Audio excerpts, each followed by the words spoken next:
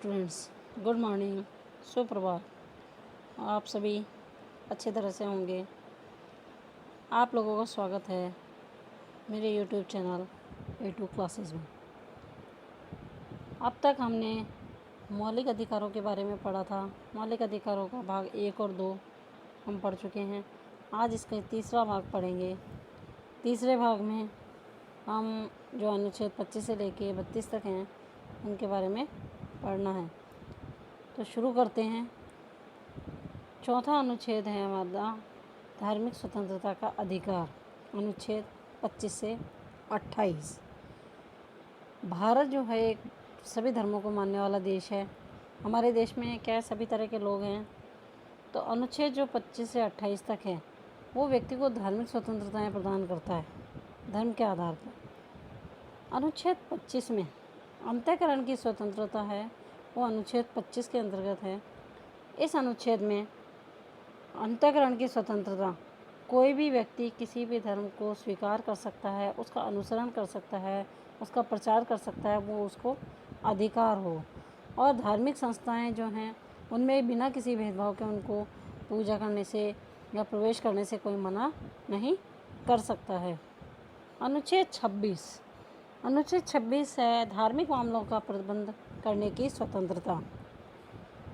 हमारे देश में हर धर्म के अनुयायी हैं, हर धर्म के व्यक्ति रहते हैं। तो इसमें कुछ पॉइंट्स को बताना चाहूँगी, जो सुनिए। जैसे धार्मिक संस्थाएं जो हैं उनमें उनको निजी मामले, उनके निजी काम हैं, उनमें प्रावधान होगा। और जो धार्मिक कार्य हैं उनके लिए दान देना लेना, उनसे वो क्या होगा, कर मुक्त होंगे, उन पर अर्थात टैक्स नहीं लगाया जाएगा। और जो भी संपत्ति है, संपत्ति को अर्जन करना, स्वीकार करना, स्वामित्व का अधिकार, ये उनको अधिकार प्रदान किया जाएगा। और जो विभिन्न धर्म और संप्रदाय के को हैं वो शिक्षण संस्थाएं चलाने का उनको अधिकार दिया जाएगा। लेकिन वो उसमें किसी व्यक्ति को इसके लिए बाध्य नहीं कर सकते, किसी धार्मिक शिक्षा को देने के लिए बाध्य नहीं किया जा सकता। अनुच्छेद 28 राजकीय संस्थाओं में धार्मिक शिक्षण संस्थान पर रोक। इस अनुच्छेद में राज्य की जो निधि है वहाँ से किसी भी शिक्षण संस्था में और किसी भी प्रकार की धार्मिक शिक्षा नहीं दी जाएगी, मतलब किसी भी धर्म के आधार पर शिक्षा नहीं दी जाएगी। और जो राज्य मान्यता प्राप्त जो होते हैं, आर्थिक सहायता प्राप्त जो शिक्षण संस्थाएं हैं, वहाँ किसी भी व्यक्ति को धर्म विशेष की शिक्षा लेने के लिए बाध्य नहीं किया जाएगा। किसी को ऐसा नहीं किया जाएगा कि हाँ नहीं, आपको ये शिक्षा लेनी अनिवार्य है। अनुच्छेद 29 से 30 पाँचवा अधिकार है हमारा सांस्कृतिक व शिक्षा संबंधी अधिकार। ये अनुच्छेद 29 और 30 में दिया गया है।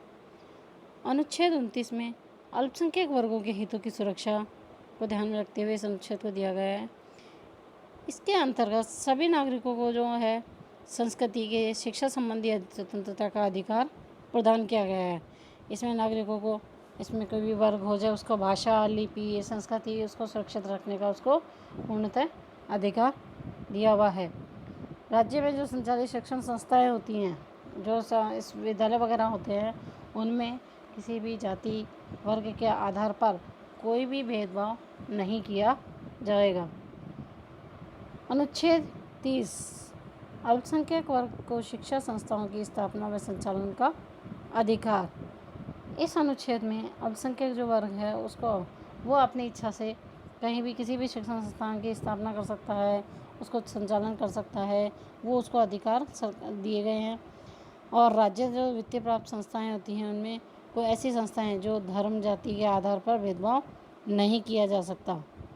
शिक्षा का अधिकार हम पहले पर पढ़ चुके हैं। 21 एज जो जोड़कर बनाया गया था 6 से 14 वर्ष के आयु के बालकों के लिए, वो हम पढ़ चुके हैं। लास्ट जो है संवैधानिक उपचारों का अधिकार, अनुच्छेद 32। हमारे जो मूल अधिकार दिए गए हैं, संविधान में जो मूल अधिकार दिए गए हैं, उनको सुरक्षित रखने के लिए हमारे जो संविधान निर्माता हैं उन्होंने ये एक अधिकार दिया है, संवैधानिक उपचारों का अधिकार। इसका मतलब है कि नागरिक जो हैं उनके अधिकारों को लागू करने के लिए एक न्यायपालिका में जाकर वो शरण ले सकता है। उसके कानून अगर हनन हो रहा है, उसके अधिकारों का हनन हो रहा है, तो वो न्यायपालिका में जाके शरण ले सकता है। डॉक्टर अंबेडकर ने इस संवैधानिक उपचारों के अधिकार को संविधान की हृदय और आत्मा बताया है। उच्च न्यायालय द्वारा मूल अधिकारों को सर्वोच्च व उच्च न्यायालय द्वारा मूल अधिकारों की रक्षा के लिए 5 लेख जारी किए गए हैं। इनमें पहला जो है वो है बंदी प्रत्यक्षीकरण लेख। यह उस व्यक्ति की प्रार्थना पर जारी किया जाता है जो समझता है कि उसे गलत रूप से, अवैध रूप से उसे बंदी बनाया गया है। तो इसके लिए वो कहा जा सकता है, न्यायालय संबंधी जो अधिकारी हैं उसको आदेश दे सकता है कि जो बंदी बनाया गया व्यक्ति है वो वहाँ पे एक निश्चित समय पर, निश्चित स्थान पर वहाँ जाकर उपस्थित हो, और जिससे न्यायालय क्या है, उसको न्यायालय को पता लग सके कि उसने दोष किया है या किस रूप से उसको बंदी बनाया जा सकता है, वो अवैध है या वैध है। जब तक उसकी पूरी जानकारी नहीं हो तब तक उसे वैध घोषित नहीं किया जा सकता, और अगर वो अवैध है तो उसको न्यायालय तत्काल मुक्त कर सकता है। सेकंड है इसमें परमादेश। परमादेश का मतलब है परम आदेश। तो न्यायालय द्वारा उस पदाधिकारी को जो कर्तव्य निर्वहन के लिए आदेश जारी करता है, उसको पदाधिकारी अपने कर्तव्य का समुचित पालन नहीं कर रहे हैं। थर्ड है प्रतिषेध लेख। यह जो है आलेख है, ये सर्वोच्च न्यायालय और उच्च न्यायालय द्वारा अपने अधीनस्थ न्यायालय जो इनसे नीचे हैं, जो सर्वोच्च न्यायालय और उच्च न्यायालय से नीचे अधीनस्थ न्यायालय आते हैं, उनको एक आदेश जारी करता है कि वो जो भी कार्य कर रहे हैं वो उसके क्षेत्र में नहीं आता है, मतलब अधीनस्थ न्यायालयों के क्षेत्राधिकार से बाहर है, इसलिए उनको उस पर कार्य करने का अधिकार नहीं है। फोर्थ है उत्प्रेषण लेख। इस आज्ञा पत्र का उपयोग किसी भी विवाद को निम्न न्यायालय से उच्च न्यायालय में भेजने के लिए किया जाता है, मतलब जो नीचे का न्यायालय है, अधीनस्थ न्यायालय है, उच्च न्यायालय में, उच्च न्यायालय से सर्वोच्च न्यायालय में भेजने का उसको अधिकार दिया गया है। वह अपनी शक्ति से अधिक अधिकारों का प्रयोग कर सकता है। फिफ्थ है अधिकार प्रतिष्ठा।